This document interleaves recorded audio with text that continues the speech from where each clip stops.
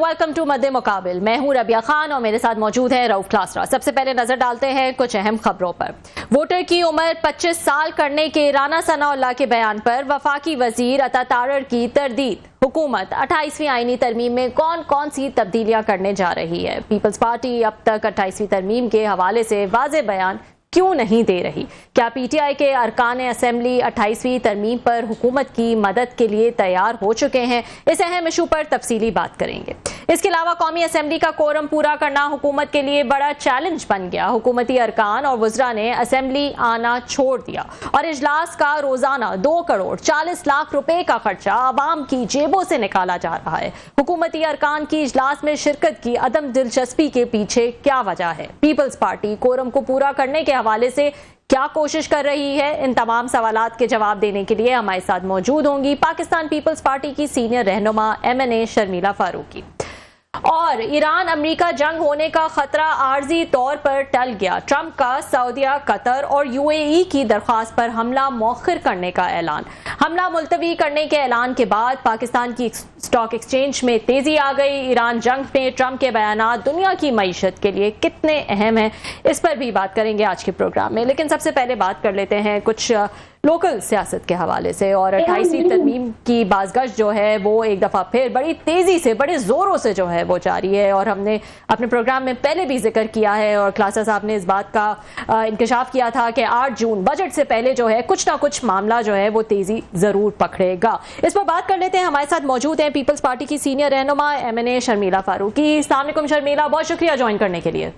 जी वालेकुम अस्सलाम। जी शर्मिला, बताएगा, हुकूमती तरफ से तो बयान जो है एक के बाद दूसरा जो है वो बयान आ रहा है, लेकिन पीपल्स पार्टी बहुत संभल के फूंक फूंक के जो है वो बयानात दे रही है। राना सनाउल्लाह ने रिसेंटली कहा कि जरूरी नहीं है तरमीम आए या NFC में चेंजेस हो, और भी तरीके हैं, डिफेंस, डेट, बिस्प वगैरह जो है वो सूबों के हवाले कर दिया जाए। तो आप लोग से भी बराए रास्त पीपल्स पार्टी से भी बात हुई है या फिर ये अभी हुकूमत खुद ही जो है वो ये ख्यालात पका रही है? जी बहुत शुक्रिया। देखिए रबिया, बात यह है कि आज PMLN ने जो बजट के हवाले से डिस्कशन थी वो पीपल्स पार्टी से शुरू की है। आज उनकी तरफ से एक डेलीगेशन आया था और पीपल्स पार्टी के कुछ लोग बैठे और उसमें चीफ मिनिस्टर सिंध भी मौजूद थे। तो डिस्कशन हुई है बजट के ऊपर। उन्होंने अपना प्रपोजल दिया जिसके ऊपर पीपल्स पार्टी उसको देख के फिर अपना एक ओपिनियन उसके ऊपर देके और ये डिस्कशन शुरू होगी। मैं तो ये समझती हूँ कि ऑफ कोर्स अभी भी बहुत देर हो चुकी है क्योंकि ये डिस्कशंस बहुत पहले हो जानी चाहिए थी और जिस वक्त बजट मेकिंग प्रोसेस शुरू होता है ना उस वक्त पीपल्स पार्टी को इन्वॉल्व करना चाहिए था। ना सिर्फ इसलिए क्योंकि पीपल्स पार्टी बहुत अहम इत्तेहादी है, लेकिन मैं वाकईतन ये समझती हूँ, नॉट बिकॉज मेरा ताल्लुक पीपल्स पार्टी से, मैं समझती हूँ कि पीपल्स पार्टी के पास वाकई ऐसे ज़हीन पार्लियामेंटेरियंस भी हैं जो शायद हुकूमत में उनकी कारकर्दगी को बेहतर करने में उनकी मदद कर सकते हैं। बहरहाल देर आए दुरुस्त आए। आपको याद होगा 2 साल पहले तो ऐसा बजट आया था जिसपे पीपल्स पार्टी को पूछा ही नहीं था और उसके ऊपर हमने एहतजाज किया था और एक टोकन रिप्रेजेंटेशन की थी। फिर आपस में बातचीत चली, कुछ मनाना हुआ और फिर उसके बाद जाके पीपल्स पार्टी ने बजट पास करने में उनकी मदद की। लेकिन ये सारी कयास आराइयां हो रही हैं, ये कराची को वफाक के हवाले कर देना, ये चंद लोगों की ख्वाहिशात तो हैं और एक मखसूस जमात की तो बिल्कुल ख्वाहिशें आज से नहीं है, कई सालों से है। दूसरी चीज NFC के हवाले से अगर बात करें तो देखिए NFC के ऊपर डिस्कशन तो हो रही है और ये डेफिनेटली हुकूमत की ख्वाहिश ये है कि क्योंकि वफाक के पास इतना फिस्कल स्पेस नहीं रहता पेंशन और दीगर चीजों के बाद, तो वो चाहते हैं कि सूबों के जो फिस्कल स्पेस है उसमें से कुछ ना कुछ लेके ये खसारा पूरा करें। अब खसारा पूरा करने के और भी तरीके कार हैं कि आप अपनी नाअहली को बेहतर बनाएं, कम करें, या आप अपनी करप्शन को कम करें, या आप जो आपकी जो ये सर्कुलर डेट चल रहे हैं, अगर आप गैस की बात कर लें तो गैस सेक्टर इस 3.4 ट्रिलियन का खसारा इस वक्त सर्कुलर डेट आपके सर पे खड़ा हुआ है। हाँ। एनर्जी सेक्टर अलग है। तो ये चीजें हैं जो down sizing, right sizing, structural reforms की बात हम 2 साल से सुन रहे हैं, उसमें हमें कुछ नजर नहीं आया मां सिवाय इसके कि जी आपने यूटिलिटी स्टोर्स बंद कर दिए और बेचारे गरीब मुलाजमीन को घर बैठा दिया। हमने बड़े बड़े जो बैठे हुए हैं यहाँ पर वजारतें लेके लोग, या वो वजारतें जो सूबों को मुंतकिल हो गई हैं, जिसमें एजुकेशन है, हेल्थ है, पॉपुलेशन है, वो अभी तक लेके बैठे हुए हैं। सो स्ट्रक्चरल रिफॉर्म्स की बातें सिर्फ ज़बानी कलामी रह गई और कागजों की हद तक महदूद रह गई हैं। ये बताएगा शर्मिला, आपने कहा कि कुछ बातचीत जो है वो बजट के हवाले से हुई थी और चंद दिन पहले जो है वो जरदारी साहब और शहबाज शरीफ साहब की भी मुलाकात हुई थी, और अभी 1-2 दिन पहले बिलावल साहब ने भी कहा कि ये मशवरे, ये डिस्कशंस कहाँ हो रही हैं, हमें तो जो है वो कुछ नहीं पता इस हवाले से। तो ये किस लेवल पे जो है वो इस वक्त बातचीत पहुंची है या एक्सचेंजेस हुए हैं कि हम ये चाहते हैं, आप कह रही हैं अपना खसारा वो कम करें, वो कह रहे हैं कि डिफेंस, बिस या डेट वगैरह जो है वो एक पूरे मुल्क का इशू है, वो सूबे भी जो है वो उस पर शेयर करें या उन पे ये जिम्मेदारी डाली जाए? किस लेवल पे जो है वो इस वक्त एक्सचेंजेस इस हवाले से ये जो खसारे की बात है और ये जो बात है कि सूबों से पैसे ले लिए जाएं मजीद एनएफसी के थ्रू या किसी और तरीके से, ये डिस्कशंस पीपल्स पार्टी से अभी तक नहीं हुई है। ये तो ये टेलीविजन चैनल्स पे बैठते हैं या जो जिसे कहते हैं ना कि पार्लियामेंट की जो गुफ्तगू होती है उसके अंदर ये बातें होती हैं, कहीं ना कहीं पार्लियामेंट के फ्लोर पे कह देते हैं।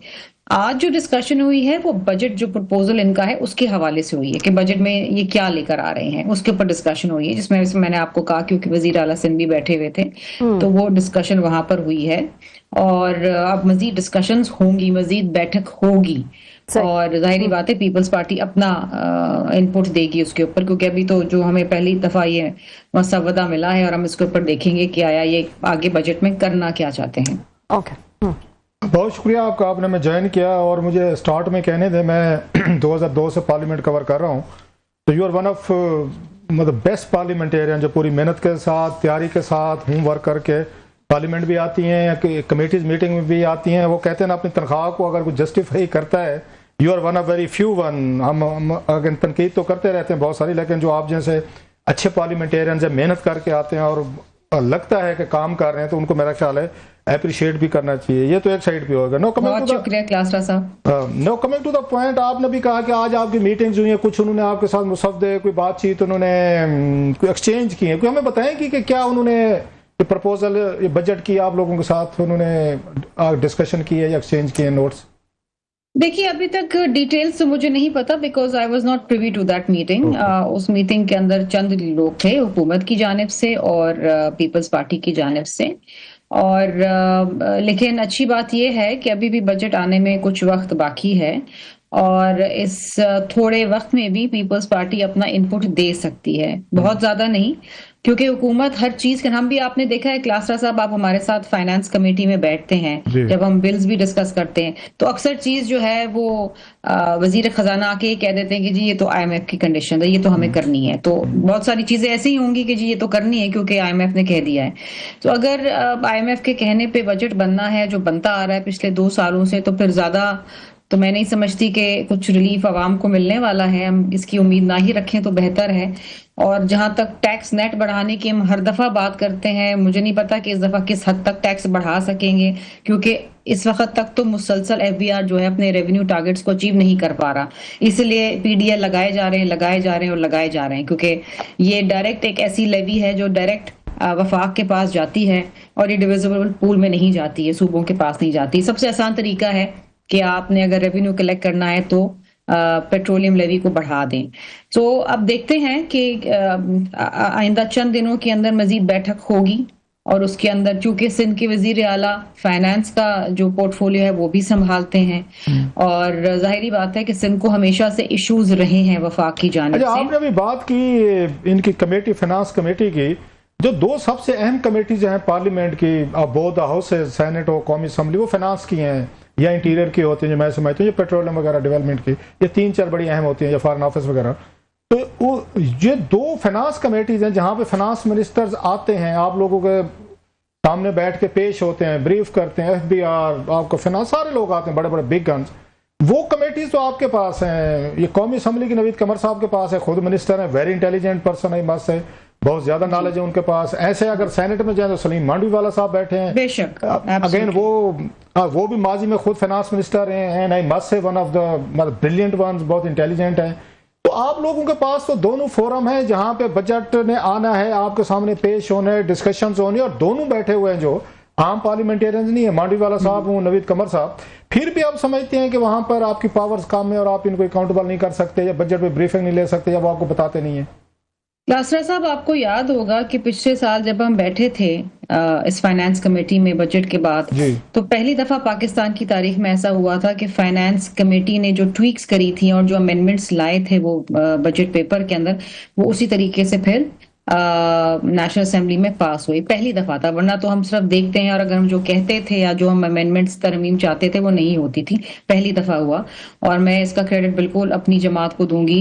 नवीद कमर साहब हैं और जिस तरह आपने कहा कि सलीम मांडवीवाला साहब हैं, वो बिल्कुल समझते हैं और कमेटीज भी बहुत अच्छी चलाते हैं। और आपने देखा होगा कि हर बिल के ऊपर और हर इशू के ऊपर इन कमेटीज के अंदर बड़े रोबस्ट तरीके से हमारी डिस्कशन होती हैं और ये बड़ी रेगुलरली कमेटीज भी होती हैं और एक एक क्लॉज को पढ़ा जाता है और उसके अंदर बल्कि मैं आपकी बात का ऑर्डर, मुझे याद है कमेटी में ये अब्दुल कादिर पटेल साहब और आपका एक बिल पे अच्छी खासी फायर वर्क हुआ था। आप तो बाज़ अपनी पार्टी के लोगों को भी नहीं बख्शते हैं। इफ यू थिंक सो कि they are on the wrong side, तो आप तो उनको भी चेक करती हैं, चैलेंज करती हैं, कन्फ्रंट करते हैं। एब्सोल्युटली जी, देखिए क्लासा साहब, जो बात सही है वो सही है, चाहे वो मेरी जमात से ताल्लुक रखने वाले कोई मेरे कोलीग हों या किसी दूसरी जमात से। जिस बात के ऊपर या जिस इशू के ऊपर हम समझते हैं कि ये अवाम को बराह रास्त इसका फायदा पहुंचेगा, तो एटलीस्ट मुझ जैसी और भी बहुत सारे पार्लियामेंटेरियंस हैं जो बिल्कुल अपनी आवाज को उठाते भी हैं और एक स्टैंड भी लेते हैं। और आपने देखा होगा कि हम फाइनेंस कमेटी के अंदर भी अक्सर चीजों पे स्टैंड लेते हैं। अभी आपने जो देखा था फाइनेंशियल रिकवरी का जो बिल था, उसके अंदर क्या कुछ नहीं था, हर चीज उन्होंने उठा के जो है बैंक्स के इख्तियार में दे दी थी कि पकड़ लें, नोटिस दें ना दें और सेल कर दें, उसकी प्रोसीड्स ले जाएं। उसके ऊपर हम काफी देर बैठे रहे, 3-4 कमेटीज की मीटिंग हुई, एक एक क्लॉज बाय क्लॉज उसको पढ़ा गया और उसमें बहुत ज्यादा चेंज लाया गया ताकि एक बैलेंस हो। तो अगर पीपल्स पार्टी ना होती तो फिर तो आपने देखा बाकी कमेटीज का क्या हाल है और बाकी मेंबरान का क्या हाल है। पीटीआई आती नहीं है, दे आर नॉन एग्जिस्टेंट। और बाकी पीएमएलएन जो बैठे भी होते हैं वहां पर, वो ज्यादा कुछ कहते नहीं क्योंकि of course they are from the treasury benches. लेकिन बहरहाल हमारी कोशिश इस दफा भी ये होगी कि जब फाइनेंस बिल आता है तो उसके ऊपर हम भरपूर तरीके से जितना रिलीफ आवाम को दे सके उसमें हम कोशिश करें अपनी इनपुट देने की। शर्मिला, ये बताइएगा, एक और जो अंदिया दिया है राना सनाउल्लाह ने, वो 28वीं तरमीम में वोटर एज के हवाले से दिया है। उन्होंने कहा है कि ये 18 से शायद 25 जो है हो सकता है। मैं पीपल्स पार्टी का मौकिफ जो है वो इस पर जानना चाहूंगी। बड़े यंग चेयरमैन हैं आपके। पाकिस्तान की पॉपुलेशन जो है, one of the biggest youth population जो है वो इस वक्त है पाकिस्तान की। क्या मौकिफ होगा पीपल्स पार्टी का इस, अगर ये वोटर एज चेंज का कोई ऐसा प्रपोजल सामने आता है तो? देखिए रबिया, अभी तो कल आई थिंक अता तारड़ साहब ने इसको डिनाई भी किया है, एक ऑफिशियल बयान भी दिया है कि ऐसी कोई सोच भी नहीं है। राना सनाउल्लाह साहब ने बिल्कुल इस बात कही है। डिनाइल तो तरमीमों के हवाले से भी आते रहते हैं शर्मिला साहिबा, फिर वो आ जाती हैं। आप सही कह रही हैं, मैं आपकी बात से बिल्कुल सहमत हूँ। कहते कुछ है, होता कुछ है। लेकिन बात यह है कि इस वक्त अगर आप देखें पूरी दुनिया में कहीं भी फेडरल लेवल के ऊपर, कहीं भी दुनिया के किसी भी मुल्क के अंदर इस वक्त जो वोटर एज है वो 18 से ज्यादा नहीं है। अगर है तो कम है, शायद 16 है एक आध ममालिक के अंदर, लेकिन 18 है, या एक आध ममालिक में पहले कभी शायद 21 थी। लेकिन इस वक्त दुनिया में कहीं तो ये वो कोई नायाब फैसला होगा ना, आई डोंट थिंक। क्योंकि देखें ना, ये तो पूरे डायनामिक्स ही चेंज हो जाएंगे। If you turn into a major adult from a minor, तो उस वक्त 18 साल की उम्र में ना सिर्फ आपको वोट करने का इख्तियार मिलता है, आपका शनाख्ती कार्ड बन जाता है, आपको ड्राइविंग लाइसेंस मिलता है, आपका बैंक अकाउंट खुलता है। तो फिर इन चीजों का क्या होगा? फिर वो भी 25 साल में मिलेंगी। तो ये तो एक बहुत ही मैं समझती हूँ कि I don't even think this needs discussion, क्योंकि इस वक्त बड़ा यूथ बल्ज है पाकिस्तान के अंदर। और मैं समझती हूँ हमारी यूथ बड़ी समझदार है, वेरी पॉलिटिकली सेवी, जो अपना फैसला करना भी जानते हैं और करते भी आए हैं और आइंदा भी करेंगे। तो आई थिंक उसको सप्रेस करना ये करके कि जी आप वोटर एज 18 से 25 कर दें, ये मैं समझती हूँ बड़ी ज्यादती हो जाएगी। अच्छा, आपने अभी बात हो रही थी कि जो प्रपोज तरामीम आ रही है Benazir Bhutto income support programme के हवाले से, अगर वो सूबों को शिफ्ट कर देते हैं तो आप लोगों को इस पे क्या एतराज है कि आपका सूबा है पंजाब है, खैबर पख्तूनख्वा, बलोचिस्तान, क्योंकि पैसे तो फिर भी वहीं पे ही डिस्ट्रीब्यूट है। इस्लामाबाद तो 24 किलोमीटर का शहर है, यहाँ पे रख कर इतनी बड़ी एस्टेब्लिशमेंट रख के आप समझते हैं, क्योंकि आप तो डेवोल्यूशन के हक में ऑलरेडी, आप लोगों को 18वीं तरमीम करवाई इसलिए थी, तो अगर BSAP को शिफ्ट कर दिया जाता है सूबों को, तो आप लोगों का एतराज है इस पे? देखिए क्लासर साहब, दो तीन चीजें इसमें। पहली बात तो ये है कि BISP इज कॉन्स्टिट्यूशनली प्रोटेक्टेड। अगर आपने उसको खत्म करना है या आपकी ऐसी ख्वाहिश है तो कॉन्स्टिट्यूशन अमेंडमेंट आएगी। दूसरी चीज ये है कि 2008 में जब ये लॉन्च किया गया था, उसके बाद से लेके अब तक पाकिस्तान में कोई और इतना बड़ा मेयारी कोई भी सोशल सेफ्टी प्रोटेक्शन प्रोग्राम इनके पास नहीं है, ना ये बना सके। और ये आपके गरीब से गरीब तर घरानों को इनकम में सपोर्ट देता है। सैलाब में आपको याद होगा 2022 में ये वो वाहिद इंस्ट्रूमेंट था जिसके जरिए फौरी तौर पर हमने लोगों को कैश रिलीफ दिया था, जो सैलाब ज़दगान थे जिनके घर बार माल मवेशी सब तबाह हो गए थे। और this is something which is world bank approve, उसको वर्ल्ड बैंक भी सराहता है, डोनर एजेंसीज भी करती हैं। और मैंने तो ये सुना है कि इस दफा जब IMF आई है तो उन्होंने कहा है कि जो क्वार्टरली जो आप अमाउंट देते हैं उसको बढ़ा के 20,000 रुपए कर दें, क्योंकि देखिए ना पाकिस्तान में इस वक्त आपके 50% लोग जो है गुर्बत की सतह से नीचे हैं, और ये महंगाई और ये जो बेरोजगारी है ये बढ़ेगी, क्योंकि ये जो आपकी जियो पोलिटिकल सिचुएशन है US और ईरान वॉर के हवाले से, जो पेट्रोलियम की प्राइसेस बढ़ रही हैं और वो तो बढ़ी रही हैं, साथ में गवर्नमेंट अपना खसारा पूरा करने के लिए भी लेवी बढ़ा रही है। तो आई थिंक इस सिचुएशन के अंदर तो मैं समझती हूँ अगर आप इसको खत्म करेंगे तो आई डोंट थिंक कि सूबा इतना बड़ा प्रोग्राम चला सकते हैं, because it requires billions of rupees. दूसरा इस पे एक एतराज किया जाता है जो क्रिटिक्स हैं इस प्रोग्राम के, वो कहते हैं ना कि 700-800 billion is a huge amount, तकरीबन को जाके बनता है 3-3.5 अरब डॉलर बनता है साल का। वो कहते हैं कि आप लोगों को हुनर देने की बजाय, अपने पैरों पे खड़ा करने की बजाय, कोई कारोबार देने की बजाय, कोई स्किल देने की बजाय, आप वहां पे एक जब पैसा मिल रहा है, घर बैठे मिल रहा है, तो किसी को काम करने की क्या जरूरत है? सो वो तो बड़े सख्त अल्फाज इस्तेमाल करते हैं कि बेगिंग की तरफ, के लोगों को आपने इसी पे लगा दिया है कि सारी उम्र वो मोहताज होकर वेट करते रहेंगे कि जनाब इस महीने 10-12 हज़ार रुपये आएगा तो हमारा घर चलेगा। तो इस मॉडल को आप समझते हैं, बांग्लादेश की मिसालें देते हैं, वहां पे देखे कॉटेज इंडस्ट्री में इस वक्त उन्होंने कहां से कहां पहुंच गया, एक्सपोर्ट इंडस्ट्री में खवातीन देखें, उनके वो बैठ के कपड़े सीती हैं और बहुत सारे काम करते हैं फैक्ट्रीज में। तो इस तरह का मॉडल आप लोग नहीं बना सके, इतने साल हो गए, मतलब 15, 16, 20 साल होने वाले हैं, तो आप समझते हैं कि ये मॉडल ठीक है या यही पैसा हुनर पे, स्किल पे, पैरों पे खड़ा करने के लिए भी इस्तेमाल हो सकता था? यासर साहब आपने बहुत अच्छी बात की, और थोड़ा सा जो हमें तकलीफ होती है और कभी कभार अफसोस भी होता है कि सिर्फ फोकस इस बात पे किया जाता है कि वो जो एक कैश ट्रांसफर दिया जा रहा है हर 3 महीने बाद, उस पर लोग करते हैं। लोगों को शायद ये मालूम नहीं कि इसमें एक बेनजीर हुनरमंद प्रोग्राम भी है, जो आपने अभी स्किल्स की बात की ना, कि उसमें स्किल डेवलपमेंट के हवाले से भी प्रोग्राम है, जो खवातीन को और जो आपके उन घरानों के अंदर जो बिलखुसूस जो गरीब से गरीब तर लोग हैं, उनको खुद स्किल डेवलपमेंट के प्रोग्राम से भी इनरोल किया जाता है, ताकि आगे जाके वो कहीं ना कहीं किसी मीडियम के अंदर कोई ना कोई एक रोजगार के तहत अपना घर चला सके। फिर इसमें बेनजीर नशोनुमा प्रोग्राम है। आपके मुल्क में 40% बच्चे जो हैं वो मेल न्यूट्रिश्ड हैं, 40% बच्चे जो हैं वो स्टंटेड हैं क्योंकि खुराक नहीं है। आपका मुल्क फूड इनसिक्योरिटी की तरफ जा रहा है। उसमें आप घरानों को नशोनुमा के हवाले से भी पैसे देते हैं। आप स्कूल्स के अंदर भी जो बच्चे हैं उनको आप न्यूट्रिशन प्रोग्राम देते हैं। तो इसके बहुत सारे ऐसे विंग्स हैं जो मुख्तलिफ तरीकों से स्किल डेवलपमेंट भी कर रहे हैं और इस प्रोग्राम के अंदर आपको नशोनुमा भी दे रहे हैं। मेरा ख्याल ब्रेक लेनी है रबिया साहब ने, आप हमारे साथ रहिएगा, आपसे भी बहुत सारे सवाल होने हैं। आज आपने एक ट्वीट भी किया बड़ा खौफनाक किस्म का कोरम पे कि पार्लियामेंट नहीं चल रही, ना वजीर आजम आते हैं, ना वजीर आते हैं, ना MNAs आते हैं, 340 का हाउस है, 2-2.5 करोड़ का एक दिन का खर्चा है, अलाउंसेज हैं, पैसे हैं, तनख्वाहें बढ़वा ली, इसके बावजूद लोग पार्लियामेंट नहीं आते थे।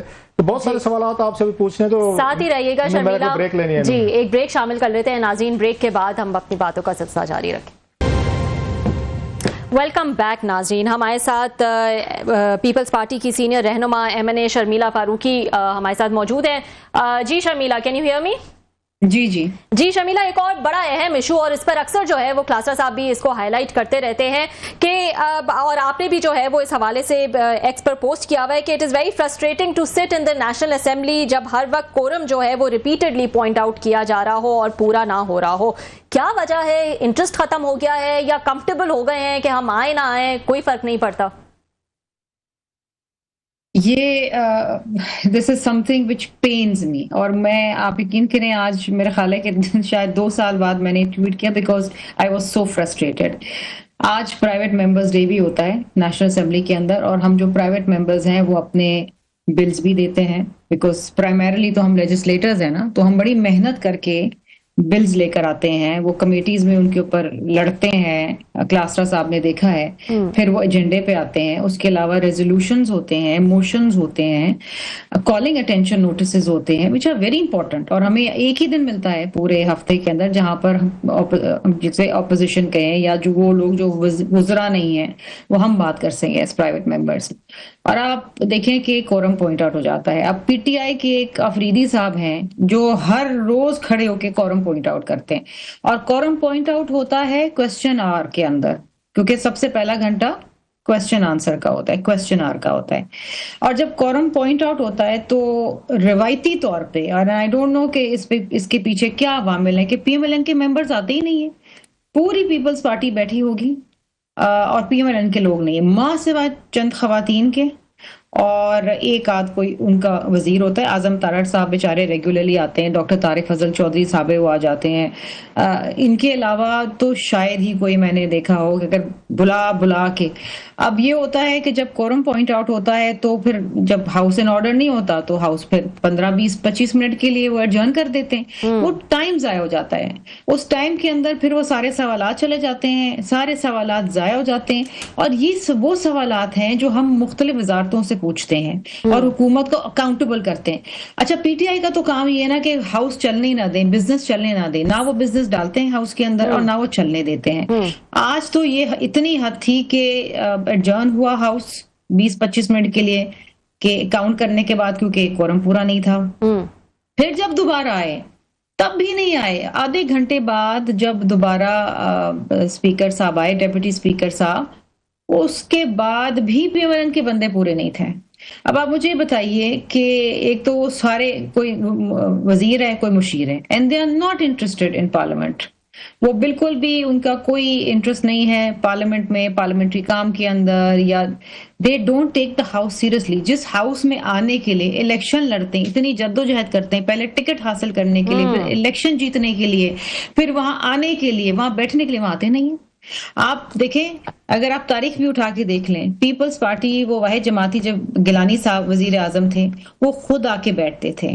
और मुझे एक दफा गिलानी साहब ने खुद कहा कि मेरे भी वज़रा और लोग गायब होते थे, तो कहता है मैंने खुद आके बैठना शुरू किया। जब मैं खुद आके मैंने बैठना शुरू किया तो मेरे पूरे वजीर और मेरे एमएनएज आके बैठते थे।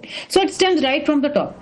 मैं ये नहीं कहती कि वजीर आजम शहबाज शरीफ साहब संजीदा नहीं है, उनके पास शायद बहुत ज्यादा काम है और बहुत चैलेंजिंग काम है, लेकिन ये वो पार्लियामान है जहां से आप तकवीयत हासिल करते हैं। ये वो पार्लियामान है जिसने आपको इलेक्ट किया, जिसको आप आंसरेबल हैं।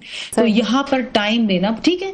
बजट के दौरान या कोई चैलेंजिंग सिचुएशन है कि ईरान और अमेरिका की जंग है, मुज़ाकरात, वो अलग चीज है, लेकिन नॉर्मल डेज के अंदर the prime minister should come, he should come and sit. और बहुत दफा पॉलिसी डिसीजन जो है और उसकी अनाउंसमेंट प्राइम मिनिस्टर खुद करते हैं। आपने देखा था गिलानी साहब आते थे। आपने बड़ी तफसील से इस मामले पे रोशनी डाली है। जैसे मैंने कहा, ये बहुत पुराना मसला है, और मुझे याद पड़ता है कि ये कुछ शहबाज शरीफ साहब पहले और आखिरी वजीर आजम नहीं है जो हाउस में नहीं आते। मेरा ख्याल है, मेरा जो कुछ डाटा जो मैंने इकट्ठा किया है, अगर साल नहीं हुआ तो 10-11 महीने से वो हाउस में नहीं है, तकरीबन ऑलमोस्ट 1 ईयर उनको होने वाला है हाउस में नहीं है।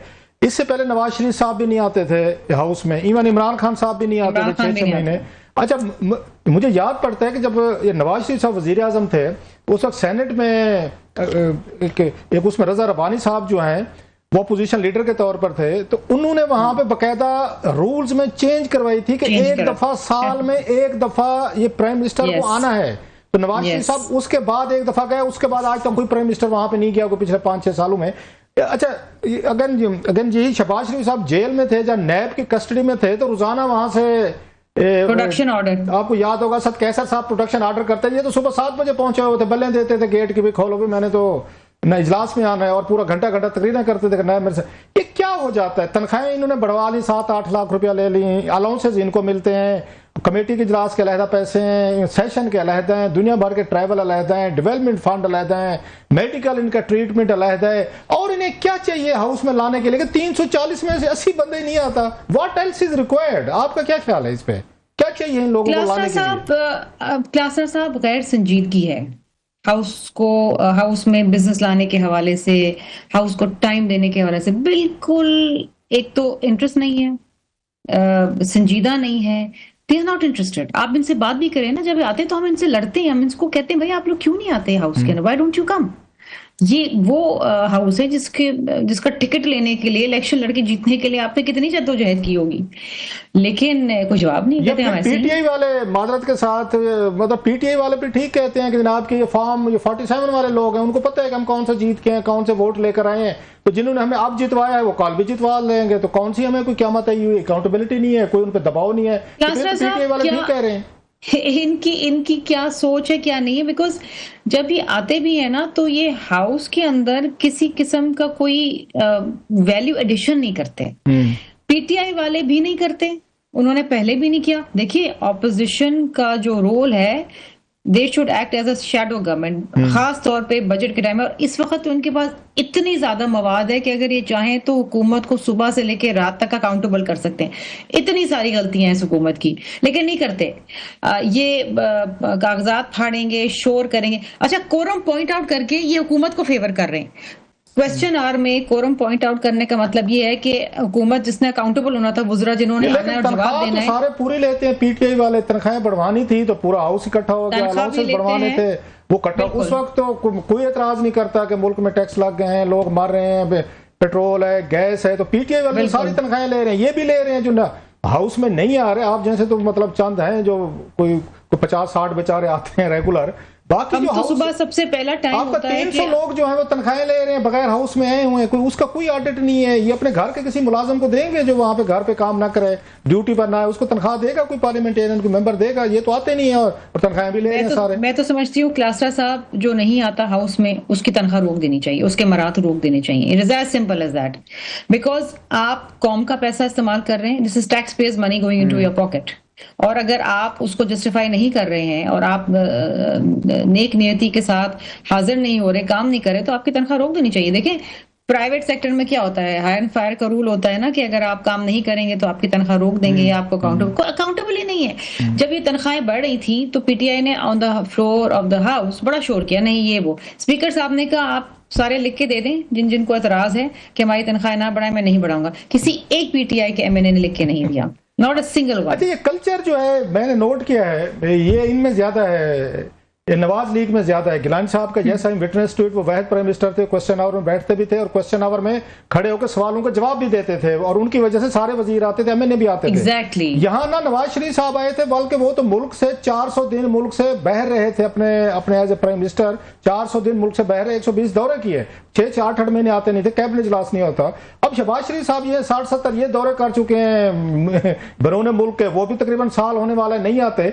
उनको देख के फिर पार्लियामेंटेरियंस भी कहते हैं जब प्राइम मिनिस्टर ही नहीं आता, जब वजीर ही नहीं आते, 60-70 के इनकी कैबिनेट है, बड़े बड़े लोग हैं, तो वो कहते हैं हम क्यों हैं? लीडर ऑफ द हाउस आके बैठेगा ना तो आपकी काबीना भी आके बैठेगी और फिर आपके एमएनएस भी आके बैठेंगे, because at the end of the day you answerable to your leadership. हमारे यहाँ डिसिप्लिन का तरीके का कुछ और है, हमारा डिसिप्लिन बहुत ज्यादा। हमारे ग्रुप के अंदर हमारा चीफ जो है एजाज जफरानी साहब, वो डालते हैं अटेंडेंस इज मैंडेटरी। हमारी रोज अटेंडेंस चेक होती है, हमारे सिग्नेचर्स होते हैं। पीपल्स पार्टी पार्लियामेंट्री काम को बहुत संजीदगी से लेती है।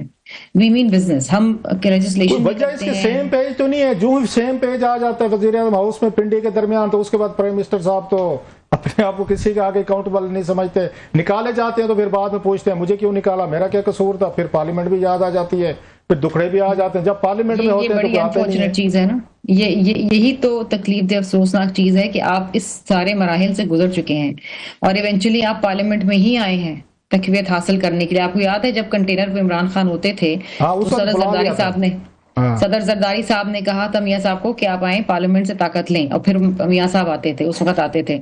तो समझे पार्लियामेंट की अहमियत को, और इस पार्लियामेंट को आप मजबूत बनाए, ना कि आप इसको कमजोर बना रहे हैं। लास्टली सवाल मेरा रह गया था, छोटा बिल्कुल टाइम थोड़ा मुख्तसर रह गया, बड़ा आपसे बड़ी लंबी बात हो सकती है। आपने अपनी गुफ्तगू में स्टार्ट में कहा था, जब ये बातें हो रही थी सारी, आपने कहीं अपनी नाअहली, करप्शन और ये सर्कुलर डेट वगैरह ये काम नहीं करते। Will you please define it, किसकी आप ये हुकूमत की ये चीज को नाअहली और करप्शन समझते हैं अपने अखराजात वगैरह के हवाले से, या खर्चे कम? क्लासरा साहब, आप स्टेट ओन एंटरप्राइजेस को देखें, जिसमें कहा गया था कि बोर्ड्स की रिस्ट्रक्चरिंग होगी, हम इनकी इनएफिशिएंसी कम करेंगे, हम इनके लाइन लॉसेस कम करेंगे, हम इसमें इन्वेस्टमेंट, कुछ भी नहीं हुआ, नथिंग, जीरो। इसी तरीके से उन्होंने कहा था, शुरू में आए थे डाउन साइजिंग होगी, राइट साइजिंग होगी, स्ट्रक्चरल रिफॉर्म्स होगी, कमेटियां बनी, वो बैठी, फला मिशन अब्रॉड की रिस्ट्रक्चरिंग हुई, कुछ भी नहीं हुआ। एक लंबी फौज वज़रा की रख ली, लंबी फौज, लेकिन वो वैसे आपसे बहुत ज्यादा आपसे लंबी गुफ्तगू हो सकती है। जैसे मैंने कहा, you are one of best parliamentarians, articulate भी हैं, अगर जहीन भी है, बात करने का तरीका भी आपको आता है। आपसे फिर हम किसी रिक्वेस्ट करेंगे, बहुत सारे सवाल आज जो है ना रह गए मेरा ख्याल से। जी बहुत शुक्रिया, थैंक यू, बहुत बहुत शुक्रिया शर्मिला में ज्वाइन करने के लिए। पीपल्स पार्टी की सीनियर रहनुमा मैंने शर्मिला फारूकी हमारे साथ मौजूद थी और 28वीं तरमीम के हवाले से डिटेल में जो है वो उन्होंने बताया कि इस वक्त क्या जो है वो बैकडोर मामला चल रहे हैं। एक ब्रेक शामिल कर लेते हैं नाज़रीन, ब्रेक के बाद दोबारा हाजिर होंगे। वेलकम बैक नाजरीन, कुछ अपडेट आपको देते जाएं ईरान अमेरिका जंग के हवाले से, और इस पर प्रेसिडेंट डोनाल्ड ट्रंप की एक नई स्टेटमेंट जो है वो सामने आई है। उनके मुताबिक वो सिर्फ 1 घंटा दूर थे ये फैसला करने से कि ईरान पर दोबारा जो है वो अटैक करना है, और इसका जो क्रेडिट है वो उन्होंने दिया है 3 ममालिक को, जिसमें सऊदीया, कतर और UAE। उनका कहना है कि इन 3 ममालिक की दरख्वास्त पर ये हमला जो है ये मौखिर करने का उन्होंने ऐलान किया है। सो फिलहाल आर्जी तौर पर जो है ये हमला टल गया है। क्या डोनाल्ड ट्रंप वाकई जो है वो अफोर्ड कर सकते हैं, डिसाइड करेंगे कि एक न्यू राउंड ऑफ अटैक्स जो है वो करें ईरान पर, जब उनके अपने अंदर से ही जो है वो इतनी ज़्यादा मुखालफत देखी जा रही है और उनकी रेटिंग जो भी नए पोल्स आ रहे हैं उसमें गिरती ही चली जा रही है और रिकॉर्ड लो पे जो है वो नज़र आ रही है। सो लेट्स सी जो कि क्या डिसीजन आता है। इस वक्त भी एक बहुत इंपॉर्टेंट ब्रीफिंग जारी है वाइस प्रेसिडेंट JD वैंस की। सो लेट्स सी क्या डेवलपमेंट होती है। आज के लिए नाजरीन इतना ही, कल आपसे फिर मुलाकात।